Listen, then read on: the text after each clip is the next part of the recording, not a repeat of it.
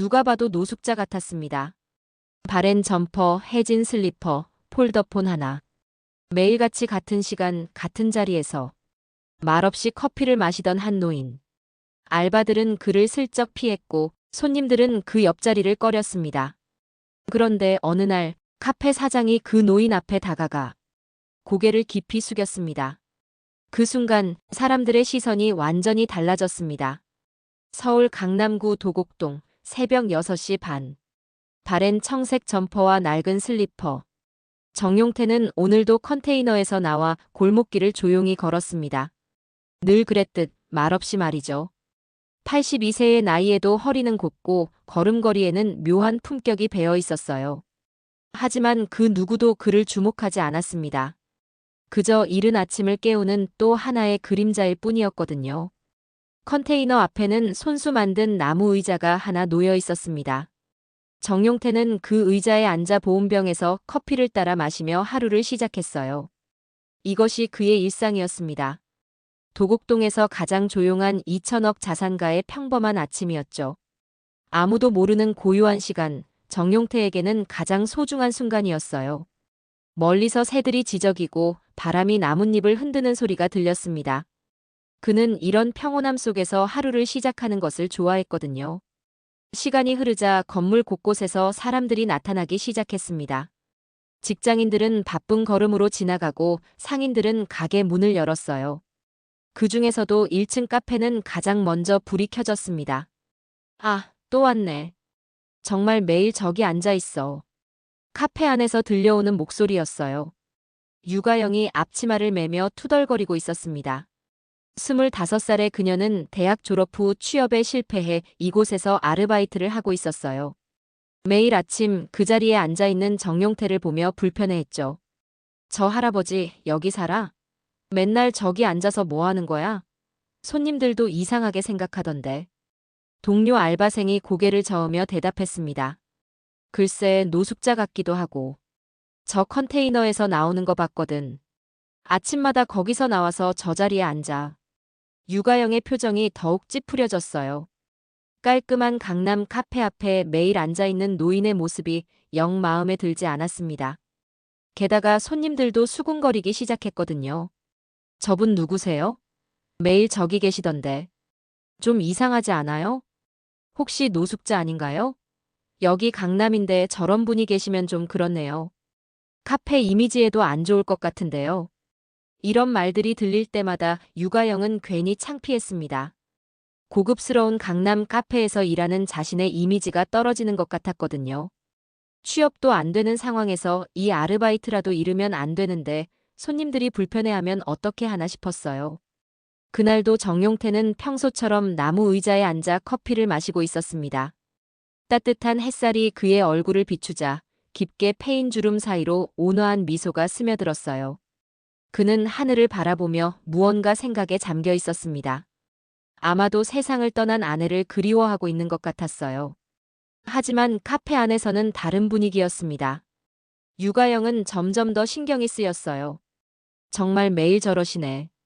우리 카페 이미지 떨어져. 손님들도 뭐라고 하고. 유가영이 일부러 큰 소리로 말했습니다. 정용태에게 들리라는 듯이 말이었죠. 그리고는 물걸레를 들고 밖으로 나가 일부러 정용태 근처 바닥을 닦기 시작했어요. 할아버지, 여기 매일 앉아 계시는데 혹시 다른 곳에서 쉬시면 안 될까요? 손님들이 좀 불편해 하시거든요. 정용태는 고개를 들어 유가영을 바라봤습니다. 그의 눈빛은 슬프지도 화나지도 않았어요. 그저 조용했을 뿐입니다. 마치 이런 일에 익숙한 것처럼 담담했죠. 아, 죄송합니다. 방해가 되었나 보네요. 몰랐습니다. 네, 손님들이 좀. 그러니까 여기가 카페잖아요. 분위기도 있고. 유가영의 말에 정용태는 천천히 일어섰습니다. 보온병을 챙기고 의자를 옮기려 하자 유가영이 재빨리 말했어요. 의자는 그냥 두세요. 제가 치울게요. 고마워요, 젊은 친구.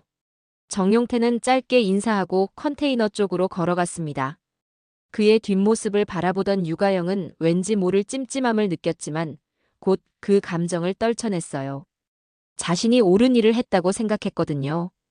그날 오후 건물 입주자 회의가 있었습니다. 유가영은 늦게 도착해 뒷자리에 앉았어요. 회의는 이미 진행 중이었고 건물주들과 상인들이 관리비와 시설 개선에 대해 논의하고 있었습니다. 그럼 이번 달 관리비 인상안에 대해서는 찬성이 많으니 의결하겠습니다. 화단 정비는 어떻게 할까요? 예산 범위 내에서 진행하죠. 회의가 끝나갈 무렵 조용히 문이 열리며 정용태가 들어왔습니다. 손에는 여전히 보온병을 들고 있었죠. 하지만 아무도 그를 신경 쓰지 않았어요. 유가영도 마찬가지였습니다. 아, 저분도 세입자인가? 저 정도로만 생각했죠. 다만 관리소장 민재훈만이 정용태와 눈빛을 교환했습니다. 40대 초반의 민재훈은 이 건물에서 10년 넘게 일해온 베테랑이었어요. 그는 정용태의 정체를 알고 있었지만 그의 뜻을 존중해 비밀로 지켜오고 있었습니다. 회의가 끝나고 사람들이 하나둘 나가기 시작했어요. 유가영도 서둘러 자리를 뜨려 했지만 민재훈이 그녀를 불렀습니다. 유가영 씨, 잠깐만요. 네. 무슨 일이세요? 아니에요. 그냥. 사람 대하는 일이 쉽지 않죠? 민재훈의 말에 유가영은 어리둥절했습니다. 무슨 뜻인지 알 수 없었거든요. 하지만 민재훈은 더 이상 말하지 않았어요. 다만 의미심장한 미소만 지었을 뿐입니다. 그날 밤 정용태는 컨테이너 안에서 오래된 앨범을 들여다보고 있었습니다. 그 안에는 아내와 함께 찍은 사진들이 가득했어요. 젊은 시절부터 노년까지 그들의 인생이 고스란히 담겨 있었습니다. 여보, 오늘도 또 그런 일이 있었어요. 정용태는 아내의 사진에 대고 속삭였습니다. 하지만 당신 말씀대로 할게요. 사람을 미워하지 않을게요. 젊은 친구도 자기 나름대로는 열심히 살아가는 거겠죠. 바람이 컨테이너를 흔들었지만 정용태의 마음은 평온했습니다. 내일도 그는 같은 자리에서 하루를 시작할 것이었어요. 아무도 모르는 그의 진실과 함께 말입니다. 다음 날 아침, 정용태는 평소보다 조금 일찍 컨테이너에서 나왔습니다. 하지만 어제와 달리 나무 의자에는 앉지 않았어요. 대신 건물 뒤편 작은 정원으로 향했습니다. 그곳에는 그가 직접 심은 작은 화단이 있었거든요. 할아버지, 일찍 나오셨네요. 뒤에서 들려온 목소리에 정용태가 돌아봤습니다. 민재훈이 출근길에 그를 발견하고 다가온 것이었어요. 아, 재훈이. 꽃들이 목말라 해서 물을 좀 주려고 했어요. 제가 해드릴게요. 호스 가져올까요? 괜찮습니다. 손으로 주는 게 더 좋아요. 꽃들도 사람 손길을 알거든요. 정용태는 작은 물뿌리개로 꽃들에게 물을 주기 시작했어요. 한 송이 한 송이 정성스럽게 물을 주는 모습이 마치 손자를 돌보는 할아버지 같았습니다. 민재훈은 그 모습을 바라보며 마음이 복잡했어요. 이 건물의 진짜 주인이 이렇게 소박하게 살아가는 모습이 안쓰러우면서도 존경스러웠거든요. 할아버지, 그 카페 알바생. 좀 어리다고 생각하세요. 젊은 친구들은 모르는 게 많아서. 젊으니까 그럴 수 있죠. 나도 젊었을 때는 그랬어요.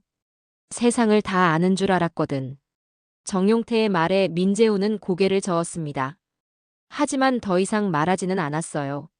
정용태가 원하지 않는다는 걸 알고 있었거든요. 그는 언제나 이런 식이었어요. 자신을 괴롭히는 사람조차 이해하려고 했습니다. 시간이 흘러 카페가 문을 열 시간이 되었습니다. 유가영은 어제보다 더 일찍 출근해서 매장을 정리하고 있었어요. 창문 너머로 정용태가 화단에서 물을 주는 모습이 보였지만 그녀는 신경 쓰지 않았습니다. 다행히 오늘은 저 자리에 안 왔네. 어제 내가 말한 게 통했나 봐. 혼자 중얼거리며 유가영은 카페 준비를 마쳤습니다. 커피 머신을 점검하고 테이블을 닦고 메뉴판을 정리했어요. 곧 첫 손님들이 들어오기 시작했습니다. 평일 아침이라 직장인들이 대부분이었죠. 아메리카노 투갓, 카페라떼 원샷 추가요. 네, 알겠습니다. 잠시만 기다려주세요. 여기 분위기 좋네요. 깔끔하고. 감사합니다. 바쁜 오전 시간이 지나고 점심때가 되자 손님들이 줄어들었어요. 그때 정용태가 카페 앞을 지나갔습니다. 손에는 작은 화분을 들고 있었어요. 아마도 화단에 새로 심을 꽃인 것 같았습니다. 유가영은 그 모습을 보며 또 눈살을 찌푸렸습니다. 깔끔한 카페 앞을 지나다니는 것조차 거슬렸거든요. 마침 그때 단골 손님이 들어왔어요. 사장님, 안녕하세요. 아메리카노 하나 주세요. 네, 안녕하세요. 바로 준비해 드릴게요. 그런데 저분 누구세요? 매일 보이던데. 손님이 창밖에 정용태를 가리키며 물었어요. 아, 그냥 근처에 사시는 분 같아요. 유가영이 대충 대답했지만 손님은 계속 물었습니다. 혹시 노숙자 아닌가요? 컨테이너에서 나오는 거 봤거든요. 여기 강남인데 좀 이상하지 않아요? 글쎄요. 잘 모르겠어요. 이런 대화가 오갈 때마다 유가영은 스트레스를 받았어요. 손님들이 불편해하는 게 느껴졌거든요. 그리고 그것이 자신의 일자리에도 영향을 줄까봐 걱정됐습니다. 요즘 취업이 얼마나 어려운데 이런 일로 아르바이트까지 잃으면 어떻게 하나 싶었어요. 오후에 접어들면서 카페는 한적해졌어요. 유가영은 창가를 닦으며 밖을 내다봤습니다. 정용태가 다시 나무 의자에 앉아 있었어요. 이번에는 화분을 옆에 놓고 책을 읽고 있었습니다. 낡은 책이었지만 그의 손길은 정성스러웠어요. 정말 저러고 있을 시간이 있나? 할 일도 없나 봐. 유가영이 혼잣말을 하는데 카페 사장이 들어왔습니다. 가영아, 손님들이 뭐라고 하던데? 네. 무슨 말씀이세요? 저 할아버지 말이야. 손님들이 불편해한다고 하던데. 유가영의 마음이 무거워졌습니다. 역시 사장도 알고 있었던 거예요. 사장님, 제가 한번 말씀드려 볼까요? 그래도 노인분인데. 너무 상처 주지는 마. 적당히 좋게 말해봐. 네, 알겠습니다.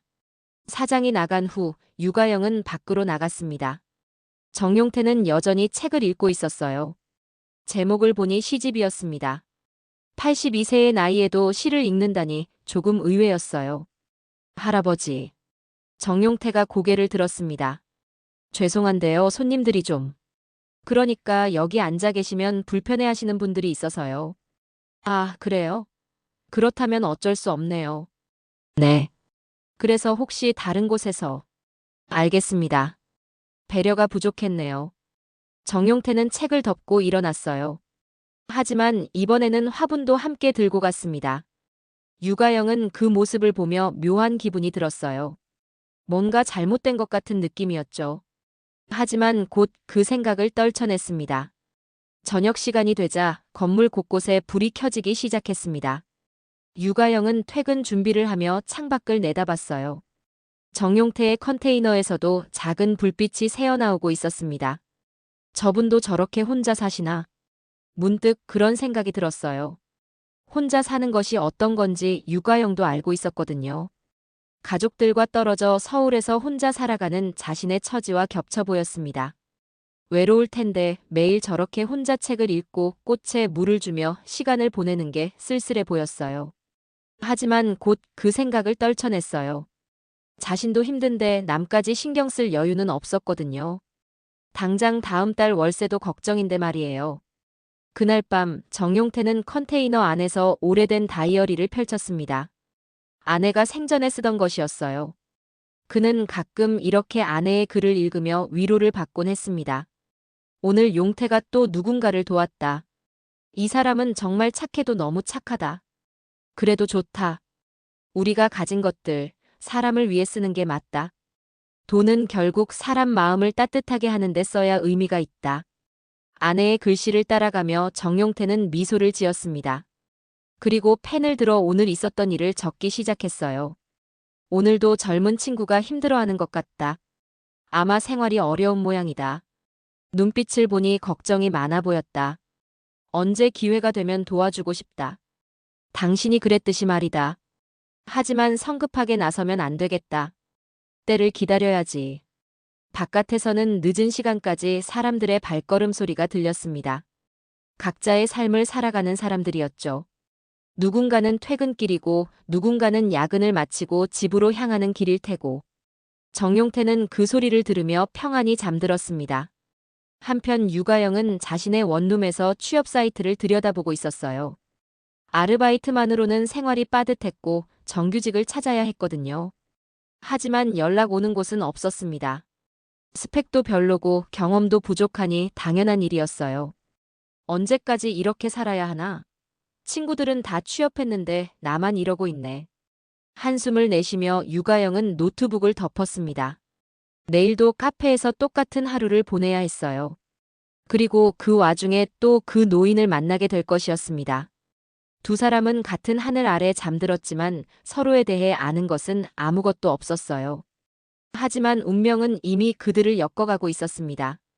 곧 일어날 놀라운 진실을 향해서 말이죠. 며칠이 지난 어느 오후 서울 시내 한 언론사 사무실에서 기자 이소윤이 인터넷 기사들을 훑어보고 있었습니다. 38세의 그녀는 사회부 기자로 10년 넘게 일해오며 특별한 이야기를 찾아내는 눈을 기르고 있었어요. 강남 컨테이너 거주 노인. 이게 뭐지? 온라인 커뮤니티에 올라온 짧은 글이 그녀의 시선을 끌었습니다. 누군가 강남 한복판에서 컨테이너에 살고 있는 노인에 대해 올린 글이었어요. 사진도 몇 장 첨부되어 있었습니다. 깔끔한 도곡동 거리와 대조되는 낡은 컨테이너, 그리고 그 앞에서 차를 마시는 노인의 뒷모습이 담겨 있었어요. 요즘 집값이 이렇게 비싼데 강남에서 컨테이너라니. 이상하네. 이소유는 곧바로 현장으로 향했습니다. 기자의 직감이 무언가 특별한 이야기가 있을 거라고 말하고 있었거든요. 10년간 기자 생활을 하면서 쌓인 경험으로 이런 겉보기와 다른 상황에는 반드시 숨겨진 이야기가 있다는 걸 알고 있었어요. 도곡동에 도착한 이소유는 쉽게 그 컨테이너를 찾을 수 있었어요. 온라인에 올라온 사진과 똑같은 곳이었습니다. 하지만 컨테이너 주변은 조용했고 정용태의 모습은 보이지 않았어요. 다만 컨테이너 앞에 놓인 나무 의자와 작은 화분들이 누군가 정성스럽게 살고 있다는 걸 보여주고 있었습니다. 실례합니다. 이소유는 근처 카페로 들어갔습니다. 유가영이 카운터에서 설거지를 하고 있었어요. 아메리카노 한 잔 주세요. 네, 알겠습니다. 커피를 받으며 이소윤이 조심스럽게 물었습니다. 혹시 여기 컨테이너에 사시는 할아버지 아세요? 유가영의 손이 잠깐 멈췄어요. 설마 기자가 그 할아버지를 취재하러 온 건 아니겠지 싶었습니다. 아, 그분. 네, 알긴 해요. 어떤 분이세요? 취재를 하려고 하는데. 취재요? 유가영이 놀란 표정을 지었습니다. 갑자기 불안한 마음이 들었어요. 혹시 자신이 그 할아버지를 쫓아낸 일이 문제가 되는 건 아닐까 하는 생각이 들었거든요. 네, 기자거든요. 요즘 주거 문제가 심각하잖아요. 강남에서 컨테이너에 사시는 분의 이야기를 들어보고 싶어서요. 글쎄요. 그분은 인터뷰 같은 거 좋아하지 않으실 것 같은데요. 워낙 조용하게 지내시거든요. 유가영의 말에 이소유는 더욱 호기심이 생겼어요. 뭔가 숨겨진 이야기가 있을 것 같았거든요. 보통 사람들은 기자가 관심을 보이면 좋아하는데 인터뷰를 꺼린다는 건 특별한 이유가 있을 거라는 생각이 들었어요. 그럼 혹시 다른 분 중에 그분에 대해 잘 아시는 분 계신가요? 관리소장님이라면. 하지만 그분도 많이 말하지 않으실 거예요. 이소유는 관리사무소를 찾아갔습니다. 민재우는 그녀가 기자라고 하자 경계하는 표정을 지었어요. 취재라니요? 무슨 취재요? 강남 지역 주거 실태에 대한 기사를 쓰고 있어요. 컨테이너에 거주하시는 분이 계시다고 해서 찾아왔습니다.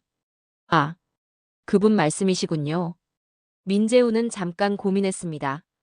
정용태의 정체를 밝힐 수는 없었지만 기자를 너무 의심스럽게 대하는 것도 이상했거든요. 그분은 워낙 조용히 지내시는 분이라 인터뷰는 어려우실 거예요. 사람들과 어울리는 것도 좋아하지 않으시고. 그래도 한번 만나 뵙고 싶은데요. 어려운 상황에서도 꿋꿋하게 살아가시는 분들의 이야기를 전하고 싶거든요. 제가 물어보긴 하겠지만 기대는 안 하시는 게 좋을 것 같아요. 민재훈의 말대로 정용태는 인터뷰를 정중히 거절했습니다. 하지만 이소유는 포기하지 않았어요. 며칠 동안 그 주변을 맴돌며 관찰했습니다. 참 신기한 분이시네.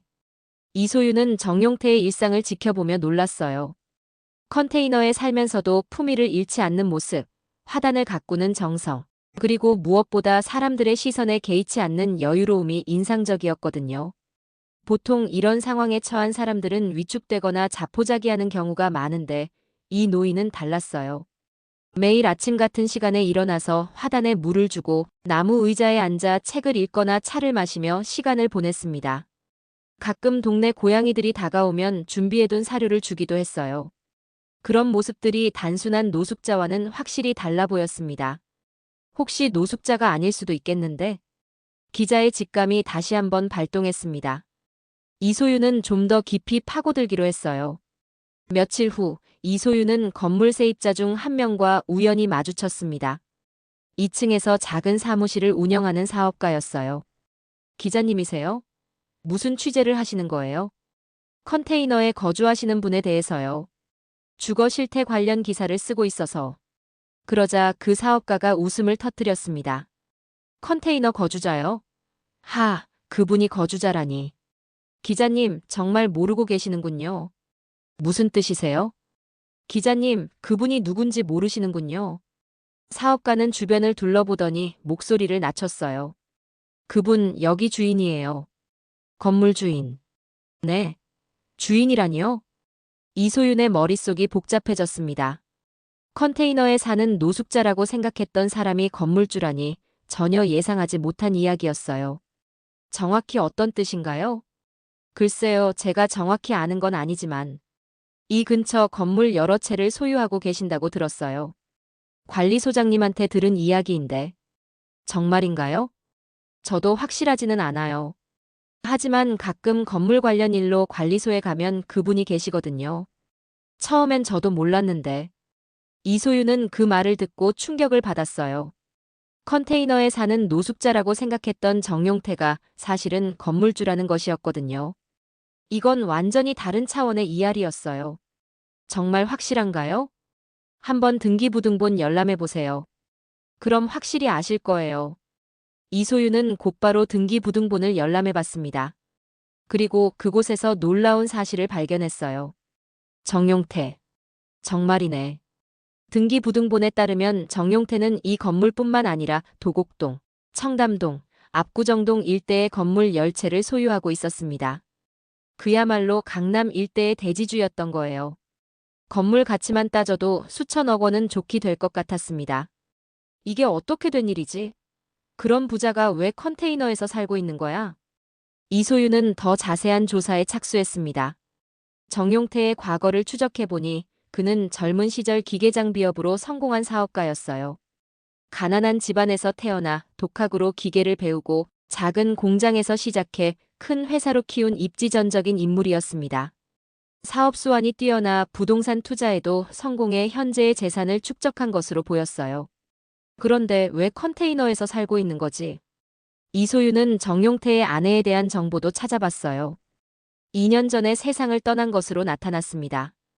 그 이후부터 정용태가 컨테이너에서 살기 시작한 것 같았어요. 아마도 아내의 죽음이 큰 전환점이 되었을 거라는 추측이 들었습니다. 뭔가 특별한 이유가 있을 거야. 단순히 검소해서가 아닐 텐데. 이소유는 기사를 쓰기로 결심했습니다. 하지만 단순한 폭로성 기사가 아니라 정용태의 삶의 철학을 담은 깊이 있는 기사를 쓰고 싶었어요.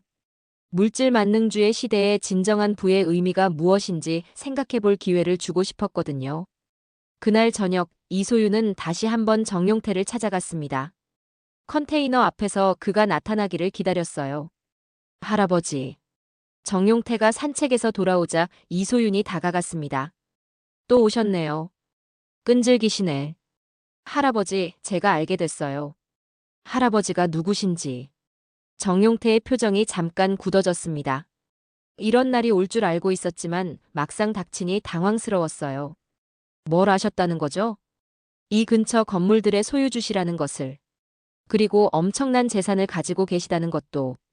정용태는 한숨을 내쉬었어요. 결국 들킬 줄 알았지만 이렇게 기자에게 먼저 들키게 될 줄은 몰랐습니다. 그래서 뭘 어쩌시려고요? 기사를 쓰고 싶어요. 하지만 할아버지를 비방하거나 사생활을 침해하려는 게 아니에요. 사람들에게 진정한 부의 의미에 대해 생각해 볼 기회를 주고 싶어요. 정용태는 잠시 생각에 잠겼습니다. 자신의 이야기가 세상에 알려지는 것이 과연 좋은 일일까 고민했어요. 기사는 쓰지 마세요. 제가 조용히 살고 싶어서 이렇게 사는 거예요. 하지만 할아버지의 삶이 많은 사람들에게 의미 있는 메시지를 줄 수 있어요. 부탁입니다. 그냥 조용히 두세요. 정용태의 간곡한 부탁에 이소유는 더 이상 말하지 못했어요. 하지만 마음속으로는 이미 결심하고 있었습니다. 정용태의 사생활은 보호하되 그의 삶이 주는 메시지는 세상에 알리고 싶었거든요. 그날 밤 이소유는 밤새 기사를 작성하기 시작했습니다. 제목을 여러 번 바꿔가며 고민했어요. 컨테이너에 사는 강남 대지주라고 쓰다가 지우고 다시 진정한 부자는 어떻게 살아가는가라고 썼습니다. 개인의 사생활 폭로가 아니라 현대 사회에 던지는 메시지에 초점을 맞추고 싶었거든요. 이소유는 밤새 기사를 완성했습니다. 정용태의 개인정보는 최대한 보호하면서도 그의 삶이 주는 의미를 담아내려고 노력했어요. 내일 아침이면 이 기사가 세상에 공개될 것이었습니다. 그리고 이 기사는 예상보다 훨씬 큰 파장을 일으킬 예정이었어요. 다음 날 오전 10시 이소윤의 기사가 온라인에 게재되었습니다. 진정한 부자는 어떻게 살아가는가? 마이너스 컨테이너에 거주하는 강남 대지주의 이야기라는 제목의 기사는 순식간에 화제가 되었어요. 기사는 정용태의 개인정보를 최대한 보호하면서도 강남 일대 건물 10채를 소유한 대지주가 컨테이너에서 소박하게 살아가는 모습을 담았습니다. 사진에는 정용태의 뒷모습과 컨테이너, 그리고 그가 가꾸는 작은 화단이 포함되어 있었어요. 이게 뭐야? 설마 이게. 유가영은 점심시간에 핸드폰으로 기사를 보고 눈을 의심했습니다. 기사 속 컨테이너와 화단, 그리고 뒷모습이 너무나 익숙했거든요. 손에 든 커피컵이 덜덜 떨렸어요. 설마 그 할아버지가 진짜로. 기사를 다시 읽어보니 의심의 여지가 없었어요. 매일 자신이 쫓아낸 그 노인이 바로 이 건물의 주인이었던 겁니다. 아니, 주인 정도가 아니라 강남 일대의 대지주였던 거죠. 아니, 이럴 수가. 내가 뭘 한 거지? 등골을 타고 식은땀이 흘렀습니다. 유가영의 손이 떨리기 시작했어요. 지난 몇 주 동안 자신이 했던 행동들이 머릿속을 스쳐 지나갔습니다. 무시했던 시선, 내쫓듯 했던 말들, 그리고 불편해했던 자신의 태도까지. 내가 정말 그런 분을. 그날 밤 그녀는 거울 앞에서 수없이 되뇌었습니다. 나 뭘 한 거지? 정말 뭘 한 거야? 카페 안으로 손님들이 들어오기 시작했어요. 하지만 평소와는 분위기가 달랐습니다. 사람들이 하나같이 핸드폰을 들여다보며 수군거렸거든요. 여기가 그 기사에 나온 곳 맞아? 맞는 것 같은데. 저기 컨테이너 보여. 진짜 대지주가 저기 살아? 믿기지 않네. 돈이 그렇게 많은데 왜 저렇게 살까? 손님들의 대화를 들으며 유가영은 점점 위축되었습니다. 그들이 자신을 어떻게 생각할지 두려웠거든요. 혹시 자신이 그 할아버지를 어떻게 대했는지 알게 되면 어쩌나 하는 생각에 가슴이 두근거렸어요. 사장님, 아메리카노 2잔이요. 그런데 정말 여기 건물주가 컨테이너에 사세요? 신기하네요. 아, 그게. 유가영은 제대로 대답하지 못했어요. 무엇을 말해야 할지 모르겠었거든요. 차라리 땅속으로 들어가고 싶은 심정이었습니다. 한편 관리사무소에서는 민재훈이 끊임없이 걸려오는 전화를 받고 있었습니다. 네, 관리사무소입니다. 아니요, 인터뷰는 받지 않으신다고 했는데요. 네, 알겠습니다. 기자들과 방송사에서 연락이 쇄도했어요. 모두 정용태와의 인터뷰를 요청하는 내용이었습니다. 아침부터 전화벨이 쉴 새 없이 울렸어요. 참, 이런 일이 생기다니. 민재훈은 걱정이 앞섰어요. 정용태가 조용히 살기를 원했는데 이렇게 화제가 되면 평온한 일상이 깨질 수밖에 없었거든요. 오후가 되자 상황은 더욱 심각해졌습니다. 온라인 커뮤니티와 사회관계망 서비스에서 기사가 폭발적으로 공유되기 시작했어요. 댓글 수만 수천 개를 넘어섰습니다. 진짜 부자는 이런 거구나. 대단하다. 돈 많아도 저렇게 겸손하게 살 수 있는 게 진짜 멋있어. 요즘 같은 세상에 정말 존경스러운 분이네. 반면에 돈 조금 있다고 자랑하는 사람들은 뭐지? 이런 분이야말로 진정한 어른이시다. 댓글들은 대부분 정용태를 찬양하는 내용이었어요. 하지만 그 사이사이에는 다른 이야기들도 섞여 있었습니다. 근데 주변 사람들은 몰랐나? 어떻게 반응했을까? 카페 직원들이나 관리소 사람들은 어떻게 생각했을까? 혹시 무시하거나 차별받은 일은 없었을까? 이런 분을 몰라보고 함부로 대한 사람이 있을 것 같은데. 이런 댓글들을 본 유가영은 더욱 불안해졌어요. 마치 자신의 행동이 모든 사람에게 노출된 것 같은 기분이었거든요. 저녁 무렵 카페 사장이 급하게 찾아왔습니다. 얼굴이 상기된 채로 핸드폰을 들고 와서 유가영에게 보여줬어요. 가영아, 이거 봤어? 이 기사. 사장은 흥분한 목소리로 말했어요. 네, 봤어요. 그럼 그 할아버지가 정말 그분이 우리 건물 주인이라는 거야? 네, 맞는 것 같아요. 사장의 얼굴이 굳어졌습니다. 그도 유가영 못지않게 충격을 받은 상태였어요. 그럼 우리가 그분을 어떻게 대했지? 아, 이런 망신이 어디 있어? 죄송해요, 사장님. 제가 정말 몰랐어요. 아니야, 나도 마찬가지였어. 손님들이 불편해한다고 해서 너한테 말하라고 했잖아. 아, 정말 어떻게 하지? 사장도 후회하고 있었어요. 하지만 이미 일어난 일이었습니다. 되돌릴 수도 없고 어떻게 사과해야 할지도 모르겠었어요. 내일부터 어떻게 하지? 기자들이나 구경꾼들이 몰려올 텐데. 그리고 혹시 우리가 그분을 어떻게 대했는지 알려지면. 실제로 그날 저녁부터 건물 주변에는 사람들이 모여들기 시작했어요. 대부분 기사를 보고 찾아온 사람들이었습니다. 정말 여기가 그 컨테이너인가? 사진이랑 똑같네. 진짜 신기하다. 그런 부자가 저런 데서 살다니. 나 같으면 못할 것 같아. 정말 대단한 분이시네. 한번 뵙고 싶은데 계실까? 사람들은 컨테이너를 구경하고 사진을 찍으며 수군거렸어요. 하지만 정용태의 모습은 보이지 않았습니다. 아마도 이런 상황을 예상하고 외출을 자제하고 있는 것 같았어요. 유가영은 퇴근 후에도 집에 가지 못하고 카페 근처를 서성였어요. 정용태를 만나서 사과하고 싶었지만 용기가 나지 않았거든요. 게다가 사람들이 너무 많아서 접근하기도 어려웠어요. 내가 어떻게 사과하지? 뭐라고 말하지? 그분이 나를 용서해 주실까? 고민하던 유가영은 결국 컨테이너 앞으로 향했습니다. 하지만 그곳에는 여전히 구경꾼들이 있었어요. 할아버지 안 계시나? 아까부터 안 나오시던데. 혹시 다른 데 계신 건 아닐까? 기사 보고 피하신 거 아닐까? 사람들의 말을 들으며 유가영은 더욱 답답했습니다. 이 모든 상황이 자신 때문인 것 같아서 죄책감이 밀려왔어요. 만약 자신이 그분을 좀 더 친절하게 대했다면, 적어도 무시하지는 않았다면 이런 일은 없었을 텐데 하는 후회가 밀려왔습니다. 밤이 되어서야 사람들이 하나둘 흩어졌습니다. 유가영은 그제서야 컨테이너 앞으로 다가갔어요. 조심스럽게 문을 두드렸습니다. 할아버지 계세요?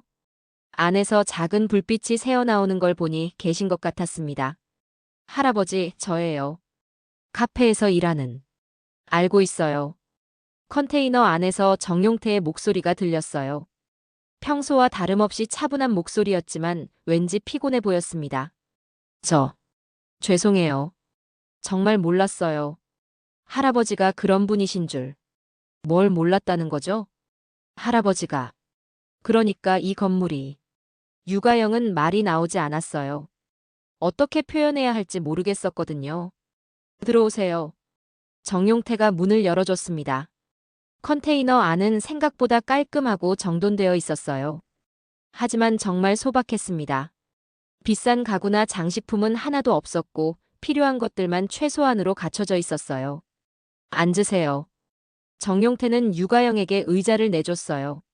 할아버지, 정말 죄송해요. 제가 너무 무례했어요. 변명의 여지가 없어요. 유가영의 눈에서 눈물이 흘러내렸습니다. 지난 몇 주 동안의 자신의 행동이 너무나 부끄러웠거든요. 그런 대단한 분을 그렇게 무시하고 쫓아냈다니 정말 용서받을 수 없는 일이라는 생각이 들었어요. 정용태는 조용히 그녀를 바라봤습니다. 화나거나 원망스러운 표정이 아니었어요. 오히려 따뜻한 눈빛이었습니다. 울지 마세요. 사람은 누구나 실수를 해요. 하지만 제가 할아버지를. 중요한 건 깨닫는 거예요. 가영 씨는 지금 깨달았잖아요. 그것만으로도 충분해요. 정용태의 말에 유가영은 더욱 눈물을 흘렸습니다. 이런 자신을 따뜻하게 대해주는 정용태의 마음이 더욱 미안했거든요. 그날 밤 두 사람은 오랫동안 대화를 나눴습니다. 정용태는 자신이 왜 컨테이너에서 살게 되었는지, 그리고 진정한 부의 의미가 무엇인지에 대해 조용히 들려줬어요.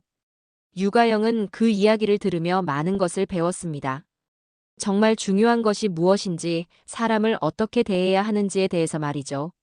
며칠이 지났지만 정용태 주변의 소동은 가라앉지 않았습니다. 오히려 더 많은 사람들이 찾아오고 있었어요. 기자들과 방송사 관계자들뿐만 아니라 일반인들도 호기심을 갖고 몰려들었습니다. 아침부터 저녁까지 컨테이너 주변에는 사람들이 끊이지 않았어요. 유가영은 그 이후로 정용태를 다시 만나지 못했어요. 사람들이 너무 많아서 접근하기 어려웠거든요. 게다가 정용태 자신도 사람들을 피해 외출을 자제하고 있는 것 같았습니다. 할아버지 괜찮으실까? 이렇게 시끄러우면 얼마나 힘드실까? 유가영은 카페에서 일하면서도 계속 걱정했어요. 창문 너머로 컨테이너 주변을 맴도는 사람들이 보였거든요. 사진을 찍는 사람들, 궁금해하며 수군거리는 사람들, 심지어 컨테이너 문을 두드려 보는 사람들까지 있었어요.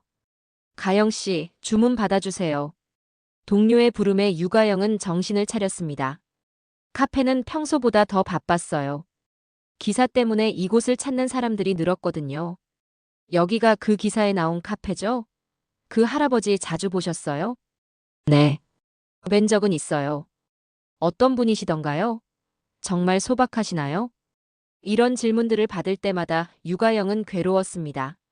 자신의 과거 행동이 떠올랐거든요. 하지만 거짓말은 할 수 없었어요. 네. 정말 좋은 분이세요. 조용하시고 품이 있으시고. 유가영은 그렇게 대답했지만 마음은 복잡했어요. 자신이 그 좋은 분을 어떻게 대했는지 생각하면 부끄러웠거든요. 오후 늦게 유가영은 잠시 휴식을 위해 밖으로 나갔습니다. 그때 민재훈이 관리사무소에서 나오는 모습을 봤어요. 그의 표정은 어두웠어요. 관리소장님. 아, 유가영 씨. 요즘 힘들죠? 사람들이 너무 많이 와서. 네. 그런데 할아버지는 괜찮으세요? 민재훈의 표정이 더욱 어두워졌습니다. 솔직히 걱정돼요. 너무 많은 사람들이 찾아오니까 스트레스를 받으시는 것 같아요. 어제는 아예 컨테이너에서 나오지도 않으셨거든요. 제가 뭔가 도와드릴 수 있는 일 없을까요? 유가영의 간절한 목소리에 민재훈은 잠시 생각했어요. 사실 할아버지께서 며칠 전부터 외출을 거의 안 하세요. 장보기도 힘들어 하시고, 사람들 때문에 밖에 나가기가 부담스러우신 것 같아요. 그럼 제가 장보기라도 도와드릴까요? 필요한 것들 사다 드릴 수 있는데. 그러실 거예요? 할아버지가 좋아하실 것 같은데. 워낙 혼자 해결하려고 하시거든요. 민재훈의 말에 유가영은 마음이 아팠어요. 그렇게 대단한 분이 사람들의 시선 때문에 불편함을 겪고 계신다니. 그럼 오늘부터 제가 도와드릴게요. 필요한 것들 목록만 알려주시면. 유가영은 그날부터 정용태의 장보기를 도와드리기 시작했습니다. 컨테이너 문 앞에 필요한 것들을 놓아두고 가는 방식이었어요. 쌀, 반찬거리, 생활용품들을 정성스럽게 준비해서 매일 갖다 드렸습니다. 며칠 후 유가영이 장을 보고 돌아오는 길에 정용태를 마주쳤습니다. 그는 사람들을 피해 늦은 시간에 산책을 나온 것 같았어요. 평소보다 조심스럽게 주변을 둘러보며 걷고 있었습니다. 할아버지. 아, 가영씨. 고마워요. 덕분에 큰 도움이 됐어요. 아니에요. 당연한 일인데요. 제가 해드릴 수 있는 게 이것밖에 없어서. 두 사람은 조용한 골목길을 함께 걸었습니다. 평소보다 한적한 시간이라 사람들의 시선을 받지 않을 수 있었어요. 할아버지, 많이 힘드시죠? 사람들이 너무 많이 찾아와서. 조금은 그렇네요. 하지만 이해해요. 사람들이 궁금해하는 것도 당연하니까요. 정용태의 여유로운 대답에 유가영은 또다시 감탄했어요. 자신 같으면 화가 날 텐데 이렇게 모든 것을 이해하려고 하다니. 저 같으면 화가 날 것 같은데. 특히 저한테는 더욱. 왜요? 가영 씨는 지금 이렇게 도와주고 있잖아요. 하지만 처음에는 정말 무례했잖아요. 처음이 중요한 게 아니에요. 지금이 중요하죠. 사람은 변할 수 있어요. 가영 씨처럼 말이에요. 정용태의 말에 유가영은 위로를 받았어요. 하지만 동시에 자신이 얼마나 작은 사람이었는지도 깨달았습니다. 할아버지는 어떻게 그렇게 마음이 넓으세요? 저라면 절대 용서 못했을 텐데. 나이를 먹으면서 배운 거예요. 미움보다는 이해가, 원망보다는 용서가 마음을 편하게 해준다는 걸. 그날 밤 유가영은 혼자 생각에 잠겼어요. 정용태와 만나면서 자신의 가치관이 많이 바뀌고 있었거든요. 나는 지금까지 뭘 중요하게 생각하고 살았지? 외모, 돈, 지위. 그런 것들만 중요하게 여기며 살아왔던 자신이 부끄러웠어요. 정작 중요한 건 사람의 마음이었는데 말이죠. 다음 날 유가영은 일찍 출근해서 카페 주변을 정리하고 있었습니다. 그때 정용태가 평소보다 일찍 컨테이너에서 나오는 모습을 봤어요. 사람들이 적을 때를 틈타서 나온 것 같았습니다. 할아버지, 안녕하세요. 아, 가영 씨. 일찍 나왔네요. 할아버지도 일찍 나오셨네요. 사람들이 적을 때 화단에 물을 주려고요. 며칠 못 줘서 꽃들이 목말라 할 것 같아서. 정용태는 작은 물뿌리개를 들고 있었어요. 유가영은 그 모습을 보며 문득 생각했습니다. 제가 도와드릴게요. 괜찮아요. 혼자 할 수 있어요. 아니에요. 같이 해요. 저도 꽃 기르는 거 좋아해요. 유가영은 호스를 가져와서 함께 화단에 물을 줬어요. 조용한 새벽 시간, 두 사람은 말없이 꽃들을 돌봤습니다. 이런 평화로운 시간이 얼마나 소중한지 유가영은 처음 알았어요. 할아버지, 이 꽃들 정말 예쁘게 피었네요. 아내가 좋아하던 꽃들이에요. 장미, 나팔꽃, 봉선화. 다 아내가 심고 싶어 했던 것들이죠. 정용태의 말에 유가영은 조심스럽게 물었어요. 할머니, 많이 그리우시죠? 그럼요. 하지만 이렇게 꽃을 키우면서 위안을 받아요. 아내가 옆에 있는 것 같거든요. 정용태의 목소리에는 그리움이 배어 있었어요. 유가영은 그 마음을 이해할 수 있을 것 같았습니다. 할아버지, 할머니는 어떤 분이셨어요? 착한 사람이었어요. 저보다 훨씬 착했죠. 항상 다른 사람을 먼저 생각하는 사람이었어요. 정용태는 아내에 대한 이야기를 들려줬어요. 가난했던 시절부터 함께 고생하며 살아온 이야기, 사업이 성공한 후에도 검소하게 살았던 이야기, 그리고 마지막까지 남을 도우며 살았던 이야기까지. 사업이 잘 될 때도 아내는 늘 말했어요. 우리가 번 돈, 사람들을 위해 써야 한다고. 돈은 혼자 가지고 있으면 썩는다고. 할머니 같은 분을 만나셔서 정말 행복하셨겠어요. 그럼요. 제 인생에서 가장 큰 행운이었어요. 두 사람의 대화는 해가 떠오를 때까지 계속됐습니다. 유가영은 정용태의 이야기를 들으며 진정한 사랑이 무엇인지, 그리고 진정한 부가 무엇인지 배울 수 있었어요. 그날 오후 유가영은 결심을 했습니다. 자신도 정용태처럼 살아보고 싶었거든요. 외모나 돈이 아니라 마음으로 사람을 대하는 삶을 말이죠. 하지만 그 결심을 실천하기도 전에 예상치 못한 일이 일어났습니다. 카페 사장이 급하게 찾아온 거예요. 얼굴이 창백한 채로 핸드폰을 들고 있었습니다. 가영아, 큰일 났어. 무슨 일이세요? 온라인에 우리 카페 이야기가 올라왔어.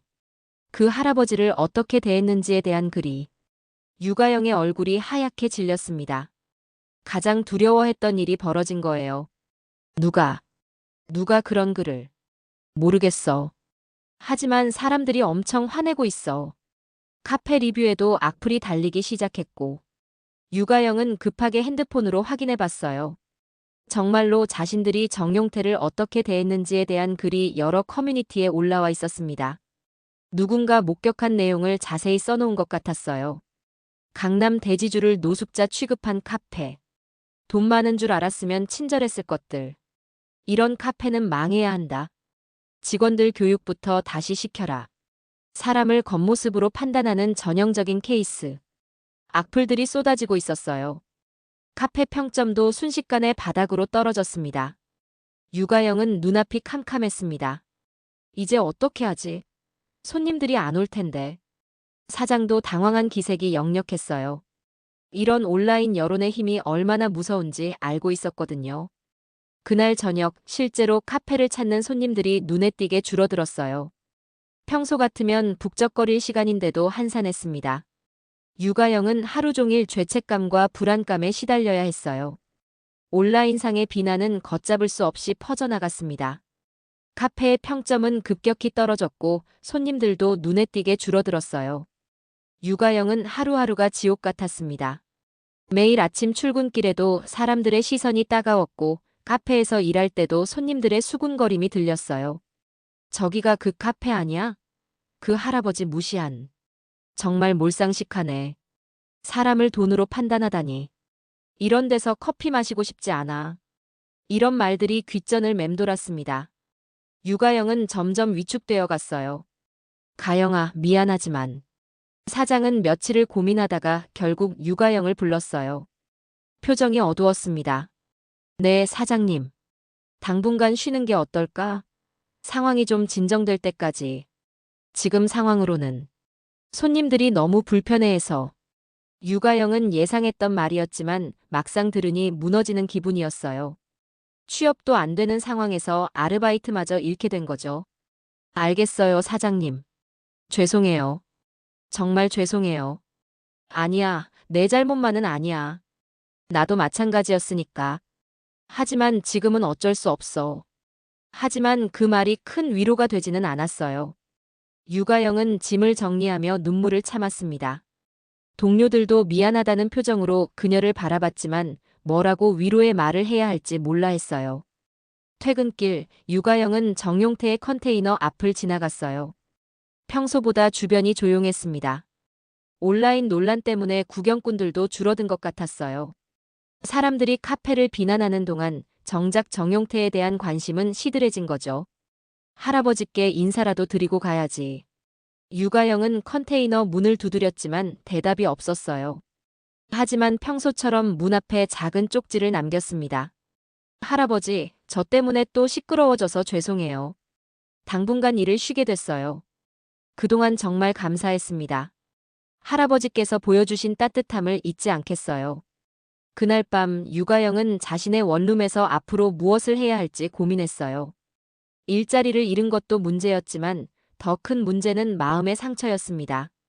내가 정말 그렇게 나쁜 사람이었나? 온라인의 악플들이 머릿속을 맴돌았어요. 물론 자신이 잘못한 것은 맞지만 그렇다고 해서 이렇게까지 비난받아야 하는 건지 의문이 들었습니다. 사람들은 자신의 잘못만 지적할 뿐 그 후에 어떻게 변했는지는 관심도 없어 보였어요.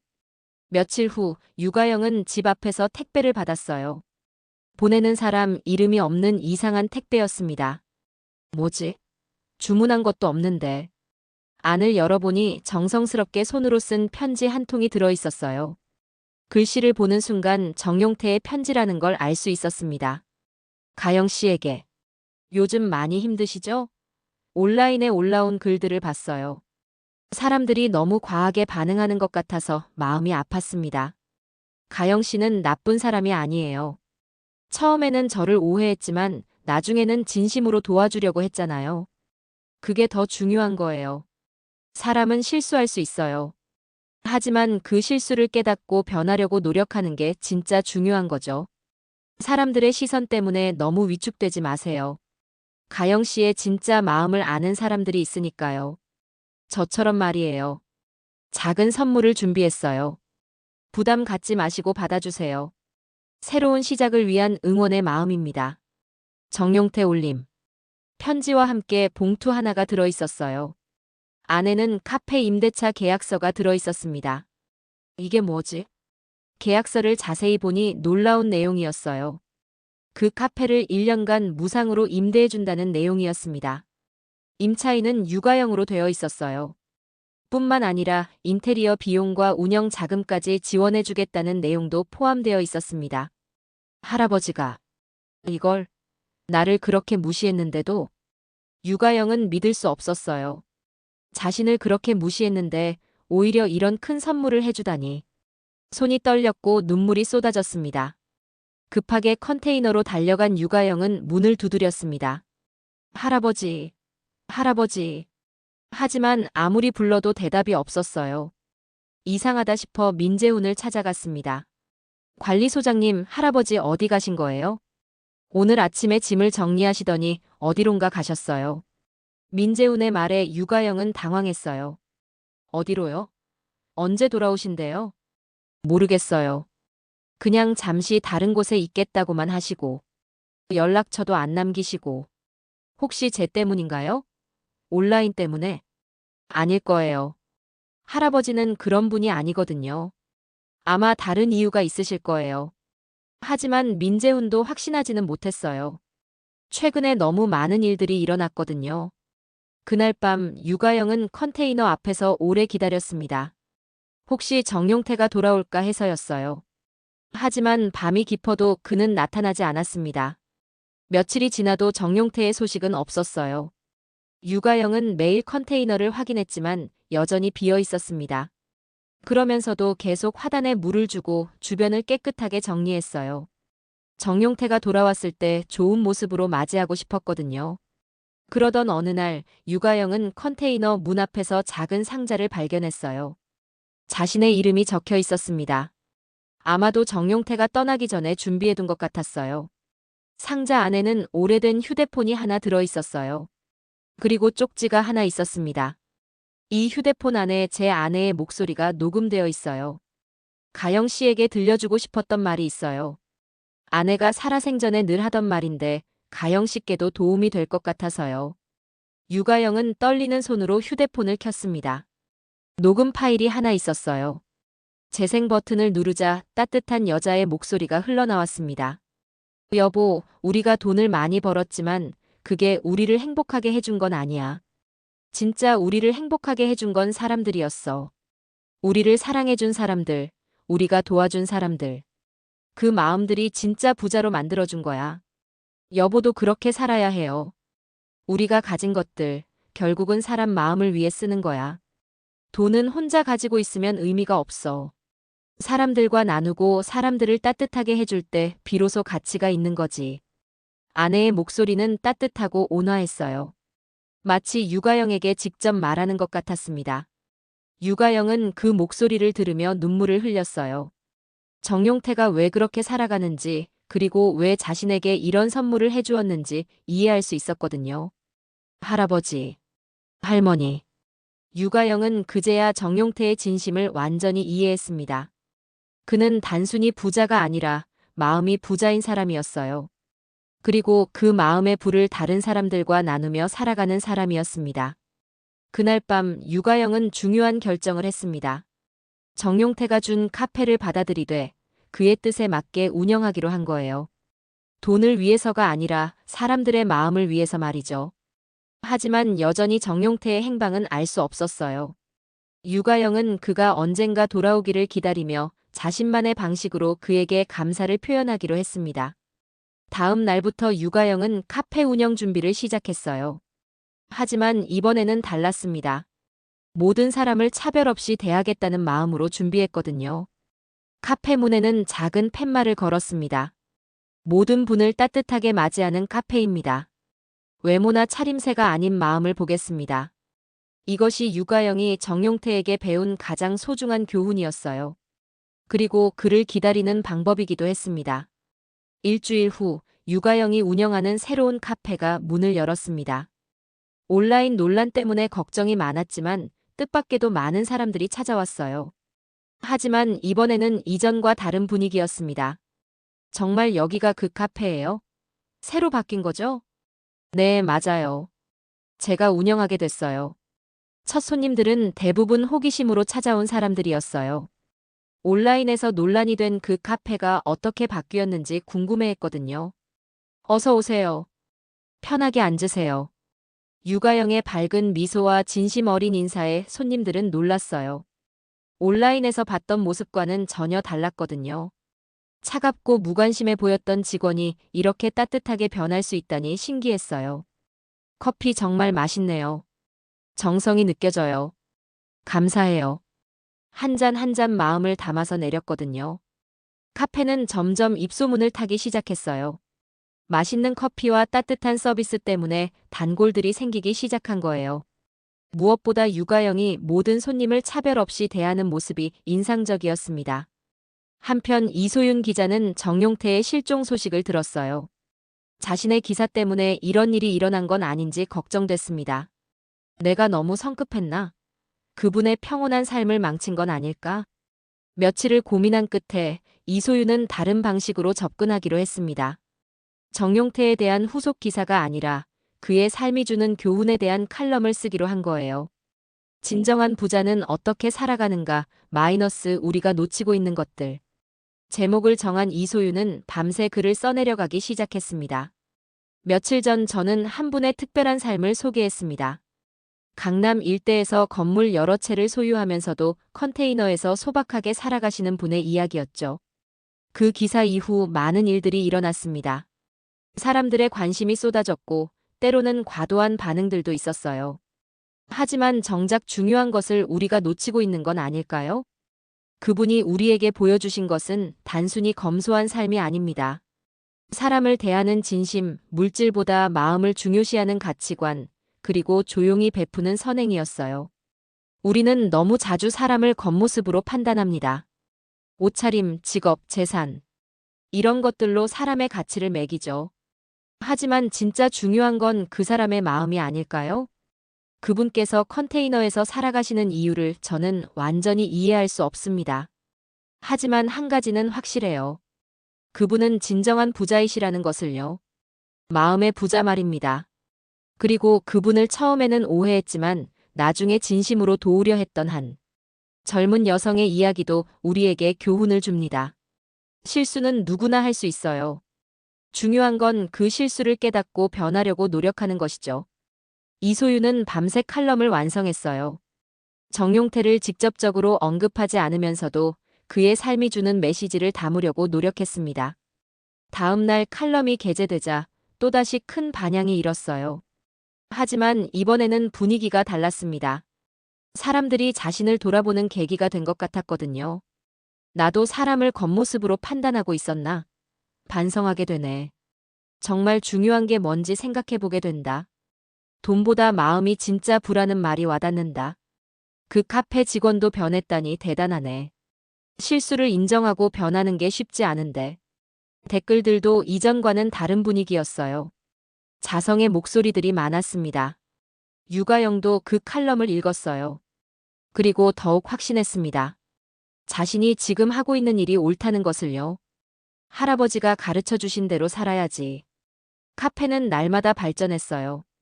유가영은 모든 손님을 차별 없이 대했고 특히 소외받기 쉬운 사람들에게 더 따뜻하게 대했습니다. 어느 날 오후 초라한 차림의 노인 한 분이 카페에 들어왔어요. 다른 손님들이 시선을 주었지만 유가영은 밝게 맞았습니다. 어서 오세요. 편하게 앉으세요. 커피 한 잔. 얼마예요? 노인의 목소리가 조심스러웠어요. 아마도 돈이 부족한 것 같았습니다. 오늘은 서비스로 드릴게요. 날씨가 추우셨죠? 따뜻한 커피 한 잔 드세요. 정말 괜찮나요? 물론이에요. 어르신께는 항상 할인이에요. 노인은 고마워하며 따뜻한 커피를 마셨어요. 다른 손님들은 그 모습을 지켜보며 뭔가 느끼는 게 있는 것 같았습니다. 사장님, 정말 친절하시네요. 요즘 이런 분 보기 드문데. 당연한 일이에요. 모든 분이 소중하니까요. 이런 일들이 반복되면서 카페는 특별한 곳이 되어갔어요.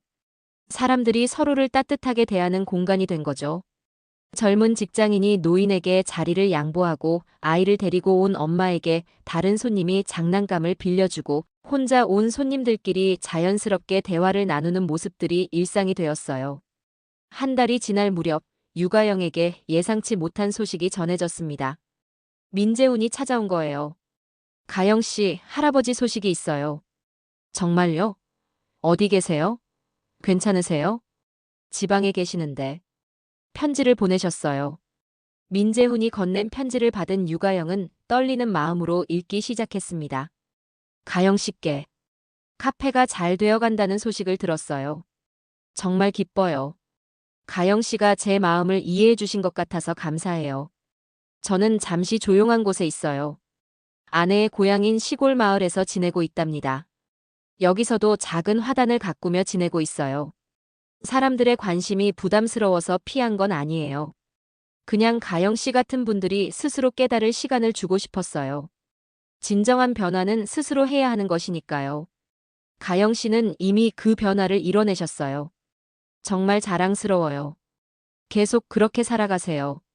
사람의 마음을 소중히 여기며 살아가세요. 언젠가 다시 만날 날이 있을 거예요.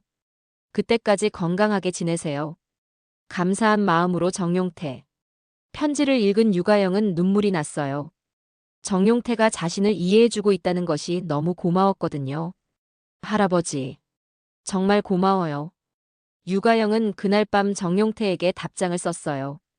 감사의 마음과 함께 자신의 변화된 모습을 전하고 싶었거든요. 그 무렵 이소윤 기자에게도 정용태로부터 편지가 도착했습니다. 기사에 대한 감사 인사와 함께 앞으로는 자신에 대한 기사를 쓰지 말아달라는 부탁이 담겨 있었어요. 기자님의 글 덕분에 많은 사람들이 생각해볼 기회를 가졌어요. 그것만으로도 충분합니다. 이제는 각자의 삶에서 그 의미를 찾아가면 될 것 같아요. 이소윤은 그 편지를 읽고 더 이상 정용태에 대한 기사를 쓰지 않기로 결심했어요. 대신 그의 삶이 주는 교훈을 다른 방식으로 전하기로 했습니다. 계절이 바뀌고 유가영의 카페는 동네의 명소가 되었어요. 사람들이 따뜻함을 느낄 수 있는 공간으로 자리 잡은 거죠. 단순히 커피를 마시는 곳이 아니라 마음의 안식을 얻는 곳이 되었습니다. 이 카페에 오면 마음이 편해져요. 사장님이 워낙 친절하셔서 기분이 좋아져요. 여기서는 모든 사람이 평등하게 대접받는 것 같아요. 손님들의 이런 말을 들을 때마다 유가영은 뿌듯했어요. 정용태가 보여준 삶의 방식을 자신도 실천하고 있다는 생각이 들었거든요. 유가영은 매일 정용태가 가꾸던 화단에 물을 주며 그를 기다렸어요. 언젠가 돌아올 그날을 믿으며 말이죠. 그리고 그가 돌아왔을 때 자랑스럽게 보여드릴 수 있는 카페를 만들어가고 있었습니다. 계절이 2번 바뀌고 1년이 훌쩍 지났습니다. 유가영의 카페는 이제 동네에서 없어서는 안 될 소중한 공간이 되었어요. 단순히 커피를 파는 곳이 아니라 사람들의 마음이 쉬어가는 곳이 된 거죠. 사장님, 오늘도 따뜻한 하루 되세요. 고맙습니다. 손님도 좋은 하루 보내세요. 매일 아침 단골 할머니가 들러서 따뜻한 차 한 잔을 마시며 하루를 시작했어요. 처음에는 돈이 부족해서 망설이셨지만 유가영이 어르신들께는 항상 할인이에요라며 웃어드린 이후 매일 찾아오시게 된 거였습니다. 이제는 카페의 마스코트 같은 존재가 되셨어요.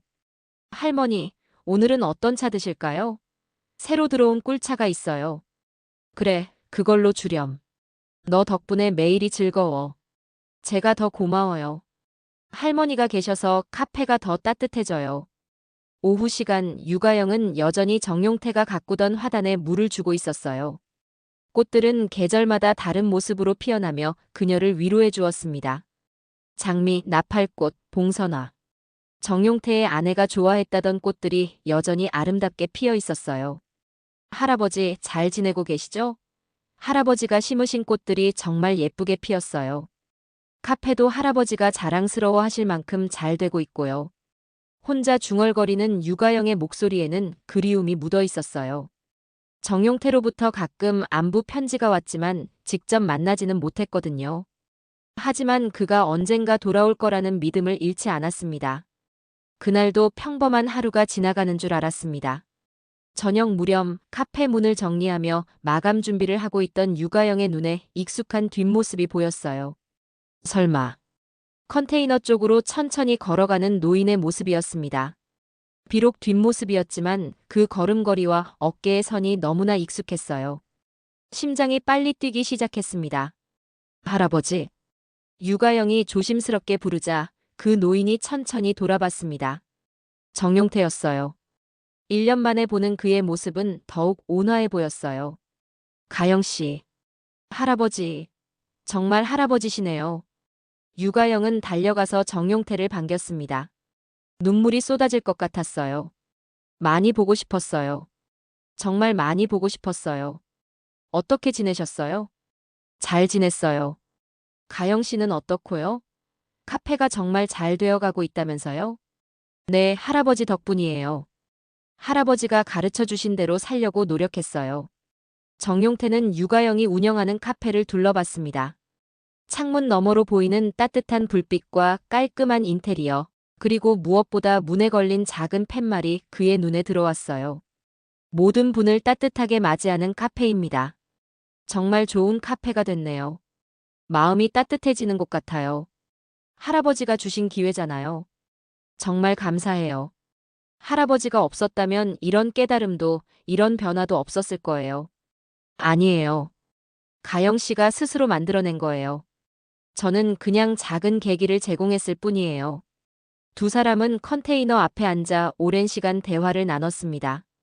정용태는 시골에서 지낸 1년간의 이야기를 들려줬고, 유가영은 카페를 운영하며 겪었던 일들을 이야기했어요.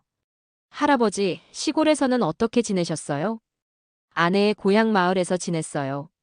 거기서도 작은 화단을 가꾸고 마을 사람들과 어울리며 지냈죠. 좋은 사람들이 많았어요. 그럼 거기서 계속 사실 건가요? 아니에요. 이제 돌아왔으니까. 정말요? 다시 여기서 지내실 거예요?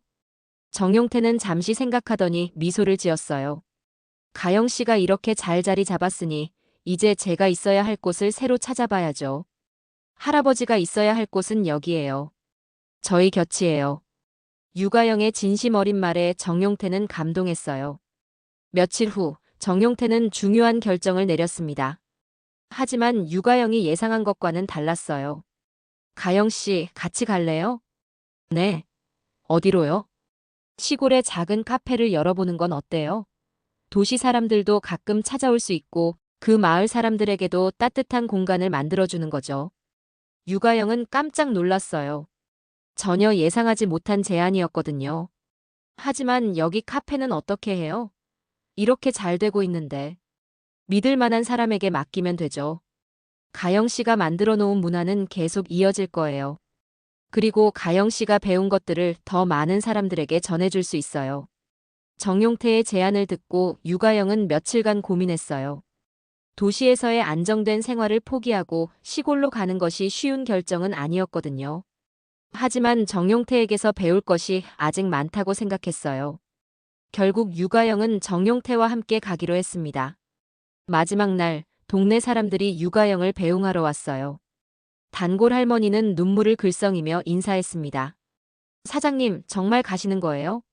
네, 새로운 도전을 해보려고요. 할머니께서 가르쳐 주신 것들 잊지 않을게요. 그동안 정말 고마웠어요. 여기서 많은 위로 받았거든요. 새로운 곳에서도 건강하게 지내요. 할머니도 건강하세요. 가끔 안부 전할게요. 사람들의 인사를 받으며 유가영은 뿌듯했어요. 자신도 누군가에게 위로가 될 수 있었다는 것이 기뻤거든요.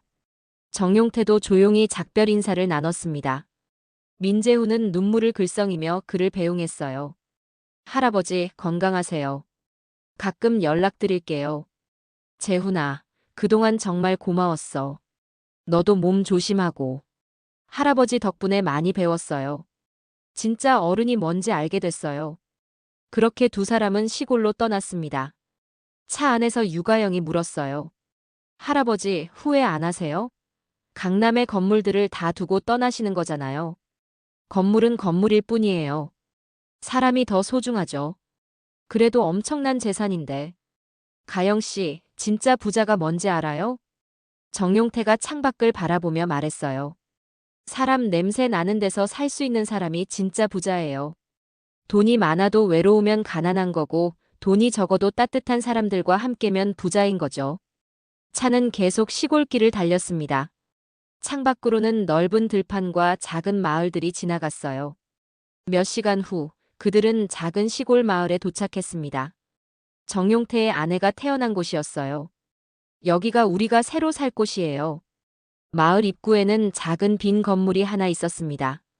오래된 건물이었지만 카페로 꾸미기에는 충분해 보였어요. 할아버지, 정말 여기서 카페를 열 거예요? 그럼요. 사람 냄새 나는 카페 어때요? 두 사람은 웃으며 새로운 시작을 준비했습니다. 마을 사람들도 하나둘 구경 나와서 반갑게 맞아주었어요. 새로 오신 분들이시구나. 어서 오세요. 네, 앞으로 잘 부탁드려요. 여기서 카페를 하실 거예요? 좋겠네요. 우리 마을에도 이런 곳이 필요했는데. 그날 저녁 정용태와 유가영은 마을을 산책했습니다. 별이 쏟아질 것 같은 밤하늘 아래 두 사람은 미래에 대한 이야기를 나눴어요. 가영 씨 행복해요? 네, 정말 행복해요. 이렇게 새로운 시작을 할 수 있어서. 할아버지는요? 저도요. 오랜만에 이런 평안함을 느껴요. 길가에는 아이 하나가 혼자 걷고 있었어요. 정용태가 그 아이에게 다가갔습니다. 얘야, 혼자 다니면 위험해. 할아버지가 집까지 데려다 줄까? 괜찮아요, 할아버지. 집이 바로 저기예요. 아이가 정용태의 손을 잡고 물었어요. 할아버지는 여기 새로 오신 거예요? 할아버지는 부자예요? 정용태는 아이의 손을 잡고 웃으며 대답했습니다. 응, 할아버지는 부자야. 진짜 부자. 돈이 많아요? 돈보다 더 소중한 게 많아서 부자야. 그게 뭐예요? 정용태는 잠시 생각하더니 말했어요. 사람 냄새 나는 데서 살 수 있어서 부자야. 너 같은 예쁜 아이들과 함께 살 수 있어서 부자고. 아이는 고개를 갸웃거리며 물었어요. 그럼 할아버지는 왜 그 집 많은데 여기서 살아요?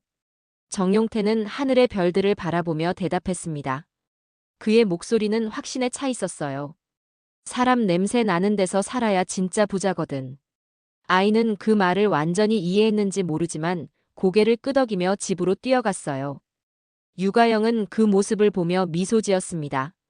정용태가 진정 무엇을 소중히 여기는지 다시 한번 깨달았거든요. 그렇게 두 사람은 새로운 삶을 시작했습니다. 도시의 화려함은 없었지만 사람들의 따뜻한 마음이 가득한 곳에서 말이죠. 몇 달 후 그들의 작은 카페는 마을의 중심지가 되었어요. 마을 사람들이 모여서 이야기꽃을 피우는 곳, 도시에서 온 여행객들이 잠시 쉬어가는 곳이 된 거죠. 무엇보다 모든 사람이 평등하게 대접받는 따뜻한 공간이 되었습니다. 어느 날 저녁 정용태는 아내의 사진 앞에서 속삭였습니다. 여보, 우리 약속 지키고 있어요. 가진 것들, 사람들을 위해 쓰고 있어요. 그리고 정말 좋은 사람도 만났어요. 가영이라는 아이인데 당신이 좋아하셨을 거예요. 바깥에서는 유가영이 마을 아이들과 놀아주는 소리가 들렸어요. 웃음소리가 끊이지 않았습니다. 정용태는 창문을 열고 그 모습을 바라봤어요. 진정한 부의 의미를 아는 사람들이 만들어내는 아름다운 풍경이었습니다. 사람 냄새 나는 데서 사는 게 진짜 부자야. 정용태의 말이 밤하늘에 퍼져나갔습니다. 그리고 그 말은 마을 사람들의 마음에도 언젠가 이곳을 찾을 모든 사람들의 마음에도 깊이 새겨질 것이었어요. 진정한 부자는 많이 가진 사람이 아니라 많이 나눌 수 있는 사람이라는 것을. 그리고 가장 소중한 것은 사람과 사람 사이의 따뜻한 마음이라는 것을. 그렇게 정용태와 유가영의 새로운 이야기가 시작되었습니다. 사람 냄새 가득한 작은 마을에서 진짜 부자로 살아가는 이야기가 말이에요.